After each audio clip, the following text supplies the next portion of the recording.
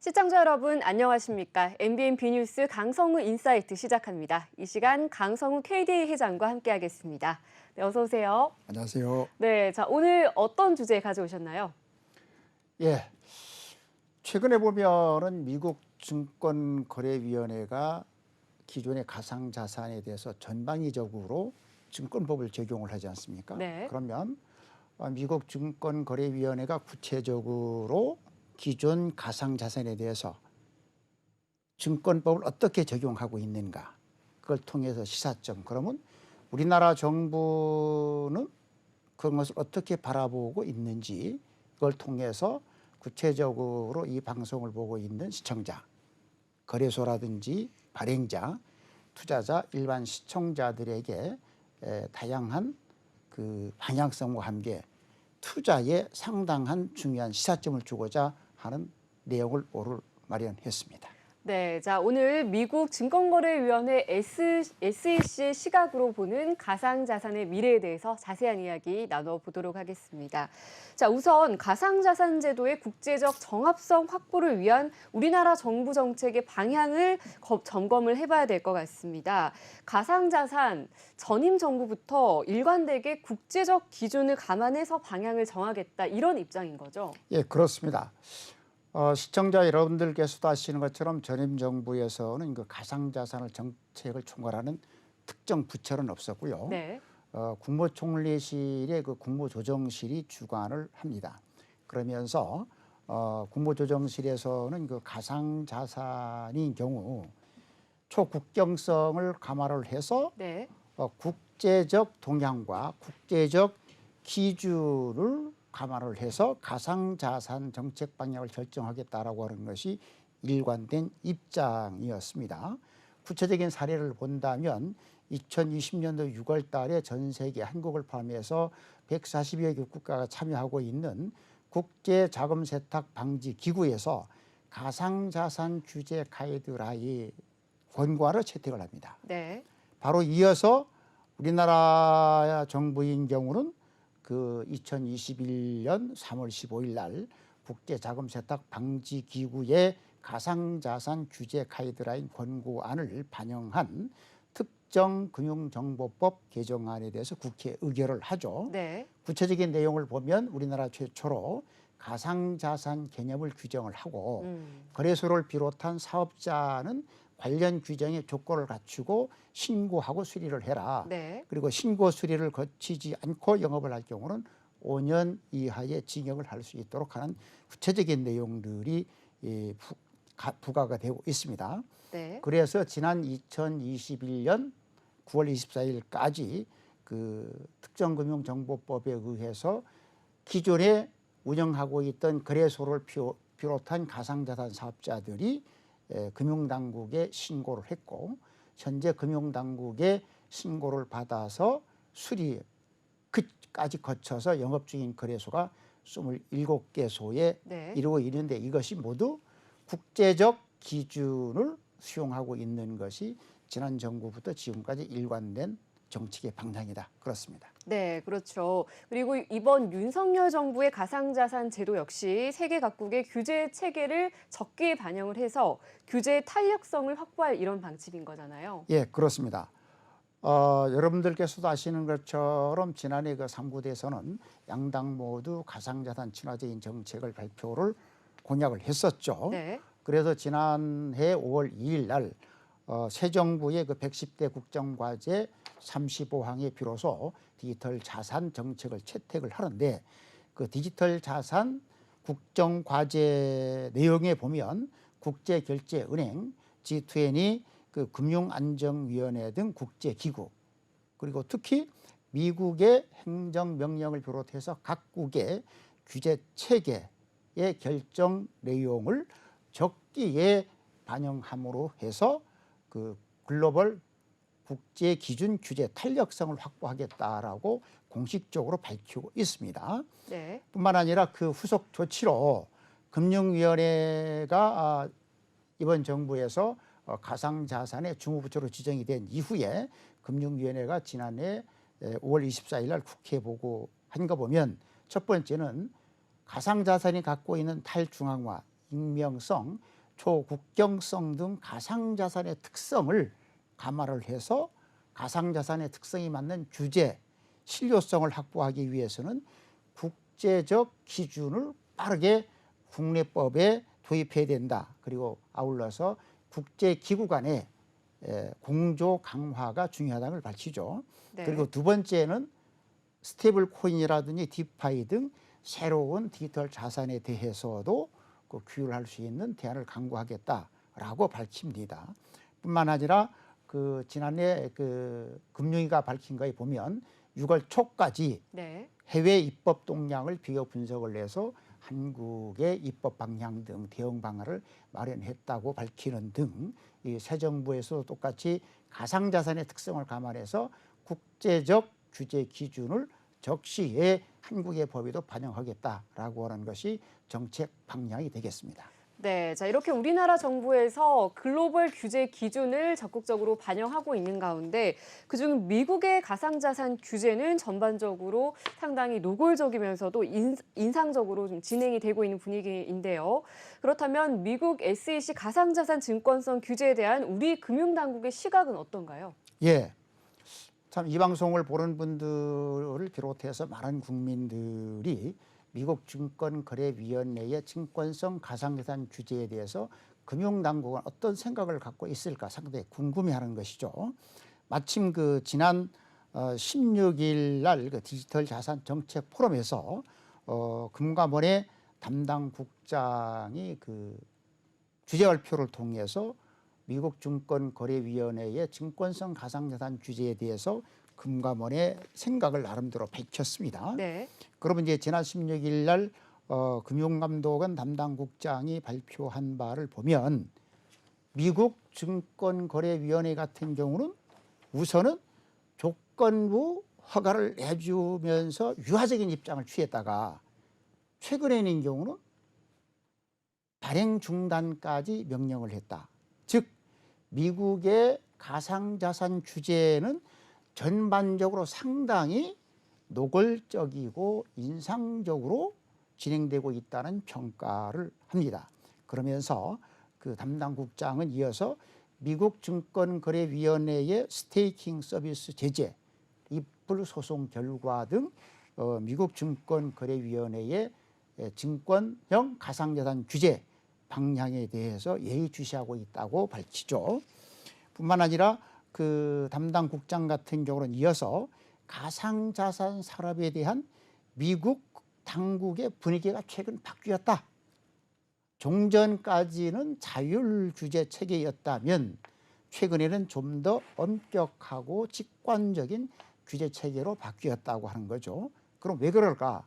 여러분들도 아시는 것처럼 작년도 전 세계 최소 51조 원 이상의 그 투자자 피해를 유발한 루나테라 3위 거래소인 FTX 파산을 계기로 네. 미국 증권거래위원회나 의회를 비롯해서 정부 전반적으로 가상자산 산업에 대한 규제 수위가 한층 높아졌다라는 평가를 합니다. 그래서 현재 그 가상자산에 관련된 거래소나 발행자 그리고 투자자들인 경우 미국 증권거래위원회나 미국 당국의 가상자산에 대한 규제의 방향이 혹시나 금융감독원이 마련하고 있는 가상자산 증권성 판단 체크리스트 그리고 사례별 증권성 검토 의견을 작성하는 과정에도 영향을 미치지 않을까 상당히 관심을 갖고 있는 사항이 되겠습니다. 여러분들께서도 저와 함께 예의주시해 주시면 좋겠습니다. 네, 그러니까 이제 미국 금융당국의 규제가 자율적 규제에서 보다 적극적인 규제로 변화를 하고 있고 우리 금융당국에서도 이걸 지금 예의주시하고 있다 이런 분위기인데요.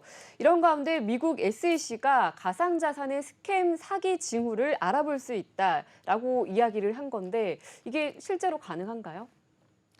예, 저도 참 그 이 내용을 보면서 상당히 놀랐고요. 그리고 우리가 거래소나 발행자나 투자자들이 이 미국 증권거래위원회가 보는 가상자산의 스캠, 네. 사기, 징후에 대해서 면밀히 좀 볼 필요가 있다. 그러죠. 미국 그 증권거래위원회의 그 겐슬럽 위원장은 지난 1월 11일 미국 육군이 주최한 트위터 스페이스에서 이런 발언을 합니다. 현재 시장에서 유통 중인 15,000개 이상의 암호화폐 프로젝트 대다수가 실패할 것이다. 라고 그래서 암호화폐 산업에 대한 부정적인 견해를 밝히죠. 네. 그 게리 겐슬러 그 미국 증권거래위원장과 함께 참여를 했던 그 다른 위원 같은 경우 공동으로 밝힌 가상자산의 3대 스캠 사기성 징후가 뭐냐 하는 거죠. 네. 첫 번째 부분인 경우는 암호화폐 프로젝트가 어떻게 작동하는지 또 목표를 어떻게 이행할 계획인지에 대해 명확하게 제시하지 못하는 경우, 이건 상당히 우리가 참 저도 코인에 대해서 투자를 하지만 거래소나 발행자나 투자자들이 상당히 유의할 필요가 있다. 두 번째, 프로젝트가 관련 규정을 과연 얼마나 준수하고 있느냐. 세 번째가 그 토큰 프로젝트가 무엇인지 간략하게 설명할 수 없는 세 가지인 경우는 해당 토큰의 프로젝트가 스캠, 사기로 볼 수 있다라고 해서 그 해당 토큰 프로젝트 스캠 사기 3대 징후를 구체적으로 밝혔습니다. 네. 뿐만 아니라 그 게리 겐슬럽 위원장 같은 경우는 세 가지 외에 두 가지를 더 그 토큰 프로젝트 스캠 사기 가능성의 징후를 두 가지를 더 밝히는데요. 추가로 밝힌 것이 첫 번째, 너무 좋아 보이는 좋게 포장된 토큰 프로젝트인 경우 사기 가능성이 높다. 예를 들면은 이 사업은 어떻게 유명한 분들하고 아니면 관련 기업하고 연결되어 있다. 그래서 높은 수익률을 짧은 기간에 낼 수 있다라고 하는 것 자체는 스캠, 사기 가능성이다. 두 번째, 지나치게 복잡한 프로젝트. 그리고 당장 이 토큰을 사지 않으면 내가 마치 돈 벌 수 있는 기회를 놓치게 되는 것처럼 그런 분위기를 조성하는 토큰인 경우 역시 스캠 사기 가능성이 높다. 그래서 게리 겐슬러 미국 그 증권거래위원장께서는 5가지 징후를 가지고 그 해당 토큰 프로젝트는 사기, 스캠일 수 있기 때문에 투자자들인 경우는 상당히 유념하도록 구체적으로 강조한 바가 있기 때문에 여러분들께서도 이 부분은 한 번 더 찾아보고 뭐 필요하면 저에게 연락을 주셔서 좀 구체적으로 내용을 학습할 필요가 있다고 부탁을 드립니다.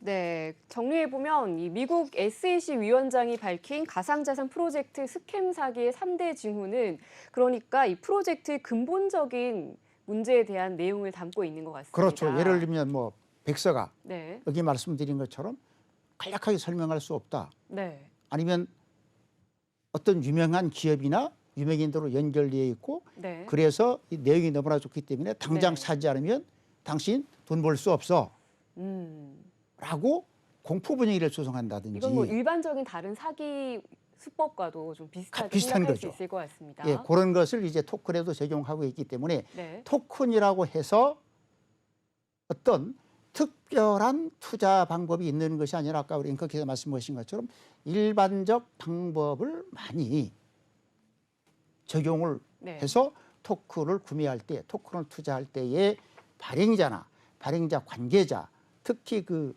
권유하는 사람들의 그 홍보에 넘어가지 말 것을 이 자리를 빌어서 강력하게 요청합니다. 네. 자, 말씀하신 걸 들어보니까 미국 SEC 위원장은 이 가상자산 시장의 미래에 대해서 굉장히 비관적으로 보고 있다는 게 한눈에 드러나는 것 같습니다. 자, 그럼 이번에는 증권형 토큰에 대해서 좀 얘기를 자세히 나눠보도록 하겠습니다. 미국의 증권형 토큰 제도 언제 어떻게 이제 시작이 된 건가요? 예, 미국 같은 경우는 보니까 2013년도부터 네. 이 토큰 가상자산에 의해서 기존의 증권법을 적용을 했다고 나와 있습니다. 그러면 이제 미국의 그 증권법의 근거 규정을 보면 1933년도에 제정된 연방증권법, 그리고 1946년도에 미국 연방대법원의 판결 호의 테스트와 그 후속 조치 판결들의 근거를 두고 있습니다. 네. 그래서 구체적으로 미국 증권거래위원회가 가상자산에 대한 증권형 규제를 했던 일지를 정리를 해보면 2017년도에 이미 가상화폐 공개 ICO를 통한 자금 조달을 규제하기 시작을 하고요. 네. 2017년도에 보면은 그 다오를 또다시 증권형으로 판단 결정을 해서 규제에 들어가죠. 그리고 이제 그 아울러서 2019년도에는 앞에서 말씀드린 것처럼 연방증권법이라든지 미국 연방대법원의 판결인 호의 테스트 등의 근거를 두고 구체적으로 미국 정부의 디지털 자산에 대한 투자 계약 가이드라인을 발표를 합니다. 그러면 이제 우리도 이제 그 미국의 증권법과 한국의 자본시장법이 상당히 유사하기 때문에 네. 구체적으로 내용을 봐볼 필요가 있는데요. 2019년도에 미국 증권거래위원회가 밝힌 디지털 자산 투자 계약 그 가이드라인을 보면 가장 핵심적인 내용은 이렇습니다. 그 해당 토큰 프로젝트의 주관자가 있느냐. 네. 주관자는 우리 그 토큰에 적용해 보면 재단이죠. 재단. 네. 예. 그리고 두 번째는 그 재단에 주관하는 공동사업이 있느냐. 공동사업은 어떻습니까, 여러분? 그 재단이 발표하고 있는 프로젝트 백서 사업계획이 공동사업이죠. 네. 그러면 그 재단이 발표하고 홍보하고 권유하는 공동사업의 결과 결론은 뭐냐면 지금 이러이러한 프로젝트를 사업계획을 잘 추진을 해서 이렇게 생태가 조성되고 확장되면 여러분들이 지금 50원에 샀던 토큰이 100원이 될 수 있고 500원이 될 수 있다는 투자 수익을 기대하게 만드는 거죠. 네. 그러면 요 3대 요건을 갖춘 경우는 1933년도 제정한 연방증권법, 1946년도에 미국 연방대법원의 호의 테스트 기준에 의해서 그게 비록 토큰, 가상자산 코인이라 할지라도 증권법에 적용을 받아야 된다. 네. 고 규정하고 있는 것이 2019년도 그 미국 증권거래위원회가 밝힌 디지털 자산 투자계약 가이드라인입니다. 그리고 이어서 2020년도에 같은 경우는 미국 증권거래위원회 최초로 토큰형 증권형 토큰이 등록이 되고요. 네. 그리고 2013년도부터 2020년 상반기까지 리플 토큰을 그 미등록 증권으로 기소하는 걸 비롯해서 증권법 위반으로 해서 자그마치 75건을 이미 규제를 했다. 다시 말씀드리면 미국 같은 경우는 2013년도부터 기존에 있는 증권법의 근거를 둬서 가상자산 토큰 코인에도 증권형 규제를 하고 있다. 그렇습니다. 네. 자, 그리고 또 아까 말씀하신 내용 중에 2017년 미국 SEC가 다오 토큰을 증권으로 판단했다고 말씀해 주셨는데요. 이건 어떤 배경에서인가요? 예. 앞에서도 말씀드렸었던 것처럼 그게 토큰이 되든 네. 우리 종이 토큰 실물 증권이 되든 전자증권이 되든 발행의 형태는 중요하지 않다. 네. 다만 앞에서 말씀드린 것처럼 투자계약 그 가이드라인 세 가지 요건, 주체자가 있느냐, 네. 그리고 주체자가 추진하는 공동사업이 있느냐. 그러면 재단이 주체자가 진행하고 있는 그 노력에 의해서 공동사업을 열심히 추진하면 수익이 날 것이다는 것을 기대하고 투자한 경우는 그게 주식이 되든 네. 아니면은 뭐 전자증권이 되든 토큰이 되든 코인이 되든 모든 게 증권법 증권이다. 적용 대상이다라고 한 거죠. 그러면은 이제 그때 당시 미국 증권거래위원회 같은 경우는 다오에 대해서 다오 토큰에 대해서 결론적으로 연방증권법을 적용받는 블록체인 기반 유가증권, 네. 블록체인 기반 유가증권이다. 반면에 다오 입장에서는 그렇게 설명을 하죠. 크라우드 펀딩이다. 우리는 증권이 아니야. 그때 반면에 미국 증권거래위원회 같은 경우는 자세히 검토를 해봤는데 다오 토큰은 관련 법에 의한 크라우드 펀딩 조건에 해당되지 않는다. 따라서 다오 토큰 역시 크라우드 펀딩이 아니라 증권형 토큰이야 라고 규제하고 결정을 합니다. 그러면서 구체적으로 네. 판단을 할 때 무슨 얘기까지 나오냐면은 발행자가 법인이든 아니면 분산된 자율조직이든 관계없다.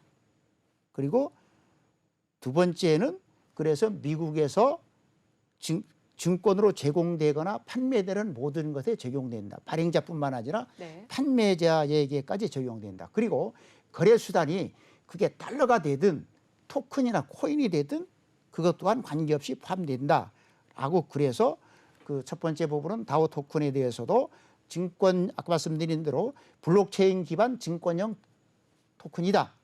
따라서 당연히 미국 증권법에 의해서 등록을 해야 되고 뿐만 아니라 증권법에 의한 공시를 비롯해서 불공정 거래 금지 등의 규정을 지켜야 된다고 판단을 했습니다. 이 부분에서 우리도 지난 작년도 4월 28일 날 그리고 지난 5일 날 금융당국이 발표한 그 토큰 증권형 토큰 가이드라인에 보면 네.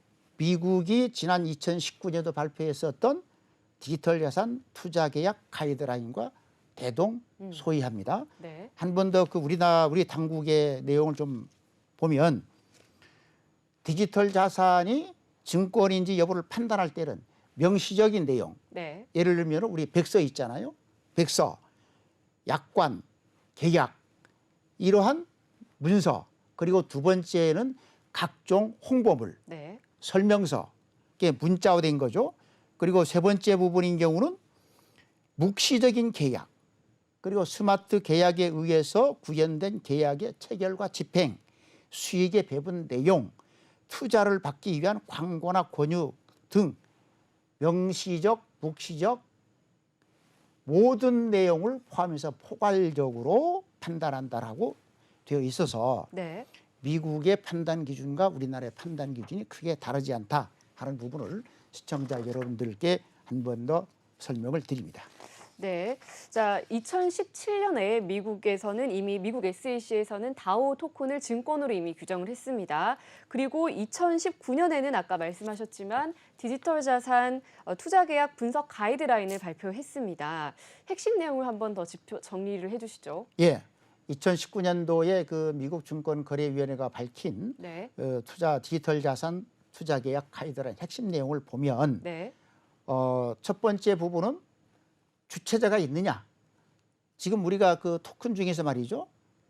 비트코인 같은 경우는 발행자, 네. 관리자가 없잖아요. 그렇죠. 그걸 우리가 탈중앙화라고 하는 거죠. 그럼 여러분들께서 자꾸 주장하는 것이 블록체인의 기본 정신은 탈중앙화야. 그것이 비트코인입니다. 네. 그러나 대부분의 토큰은 발행자가 있지 않습니까? 재단. 첫 번째는 발행자 주체자가 있느냐 없느냐. 그리고 두 번째 부분은 발행자가 투자자들에게 설명하고 있는 공동사업, 네. 프로젝트, 백서죠.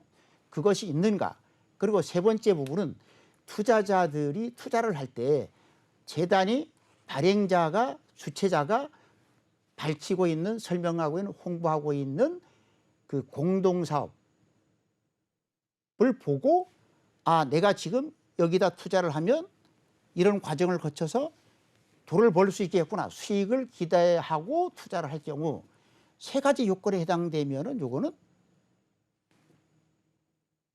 그게 코인이 되든 네. 토큰이 되든 관계없이 그 연방증권법 그리고 연방대법원 판결에 의한 호의 테스트에 의한 디지털 자산의 증권형 디지털 자산이다라고 가이드라인을 발표를 했습니다. 거기다가 구체적으로 앞에 우리나라와 마찬가지로 그러면 판단할 때 그 내용은 세 가지 요건이 되는데 대상은 뭐냐? 아까 말씀드렸었던 것처럼 문서화된 거, 뭐 백서라든지 프로젝트와 같은 그리고 두 번째는 계약 그리고 세 번째 부분은 뭡니까? 관련 설명서 홍보물 그리고 뿐만 아니라 그 과정에서 이루어지고 있는 이 구두로 설명하고 있는 내용 네. 그리고 최종적으로는 전체적인 맥락, 상황, 묵시적인 내용까지도 포함을 해서 증권인지 아닌지 여부를 판단을 한다. 달랑 백서 하나만 보고 아니면 계약서 하나만 보고 판단하는 것이 아니다. 그것이 아까 제가 말씀드렸었던 것처럼 작년도 4월 28일 날 지난 5일 날 금융당국이 밝힌 그 토큰 증권, 증권형 토큰의 가이드라인이 미국과 우리나라가 대동소이하다는 부분을 한 번 더 여러분들께 강조를 해드립니다. 네, 자 이렇게 해서 미국 SEC에서 디지털 자산 투자 계약 분석 가이드라인 내용에 대한 핵심 내용 짚어봤습니다. 저희는 잠시 후 2부에서 다시 찾아뵙겠습니다.